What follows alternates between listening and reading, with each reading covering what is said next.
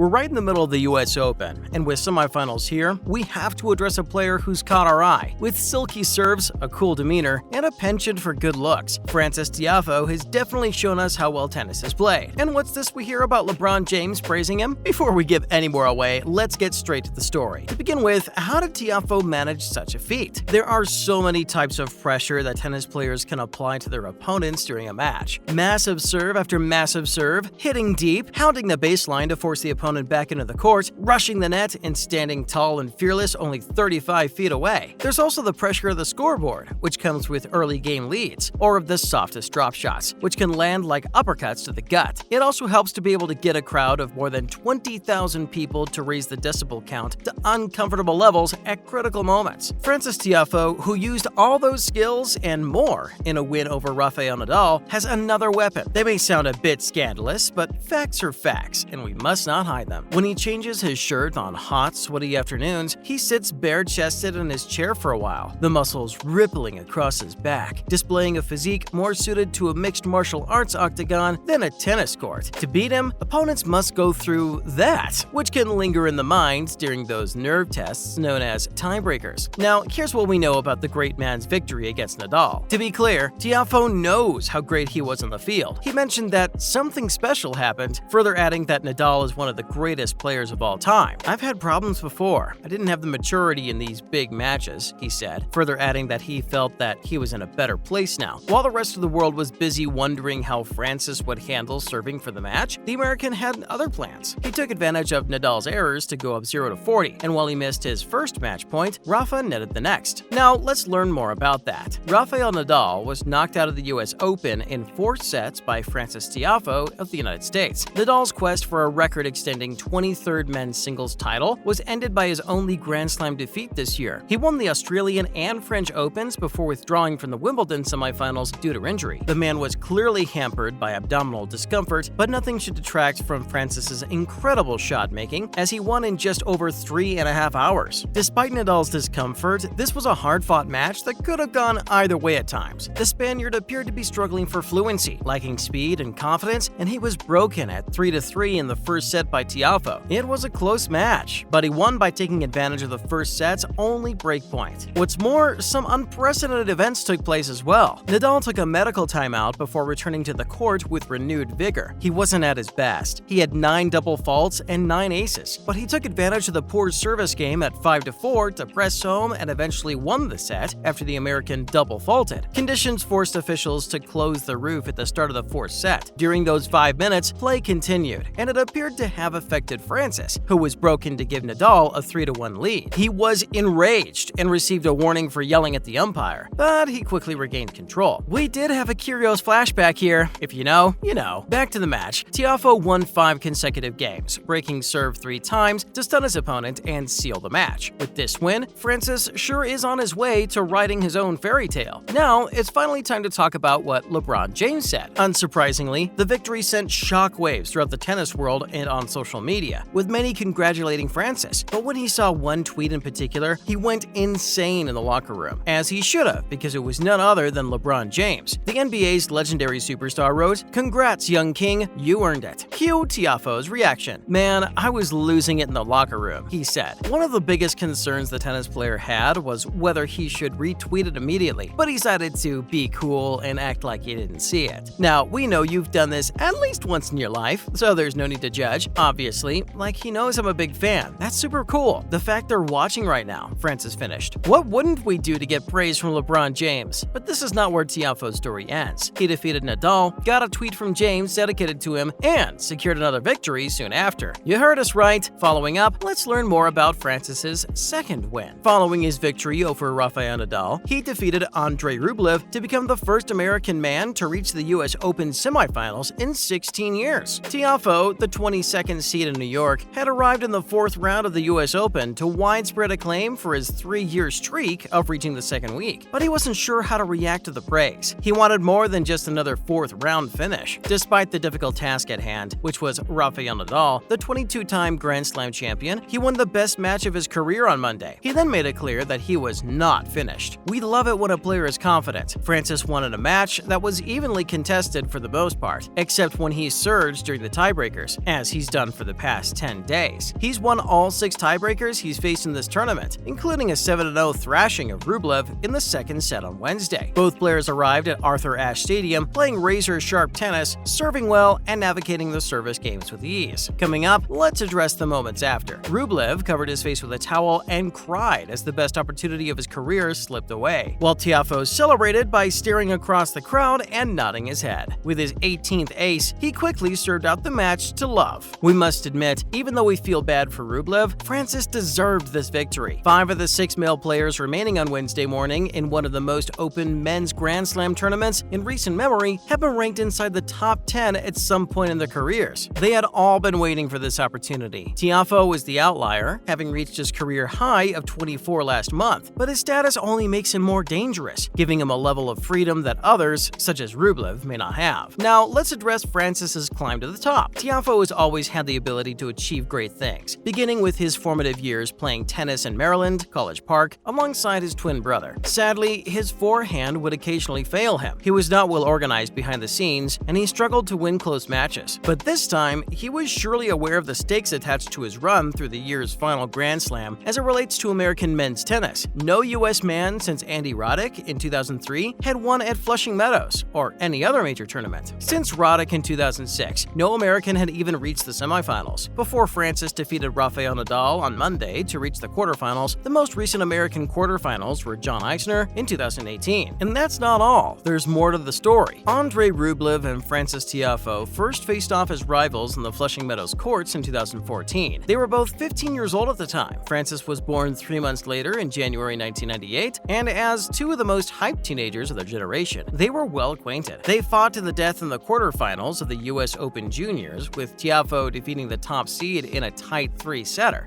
They then saluted each other in a warm embrace, but then things took a slight turn. While Rublev quickly rose to the top of the game as they transitioned to their professional tour, Francis's path has been far more ambiguous. Let's finish up with one last glance at Tiafoe's victories. Inconsistency, lapses in concentration, and far too many tight, brutal losses following great performances have slowed his progress at times, but in his own time, Francis rose to the top of the sport on the largest court of those same grounds. He seized this enormous opportunity with a flawless display of attacking tennis, serving tremendously and moving forward at all times. To emphasize just how special this moment is, Tiafoe is the first American man to reach the US Open semifinals since Andrey Rublev in 2006. Man, this is wild. This is crazy, Tiafoe said in an interview. He mentioned how he had 2 major wins and how turning the page is tough, but he did it, and guess what? Now he's in the semis. Way to go, Francis. We're proud of you. That's a wrap. Let us know in the comments below what you think of Francis's back-to-back wins. Hit the like and click the subscribe button, and we'll be back with another video. Bye!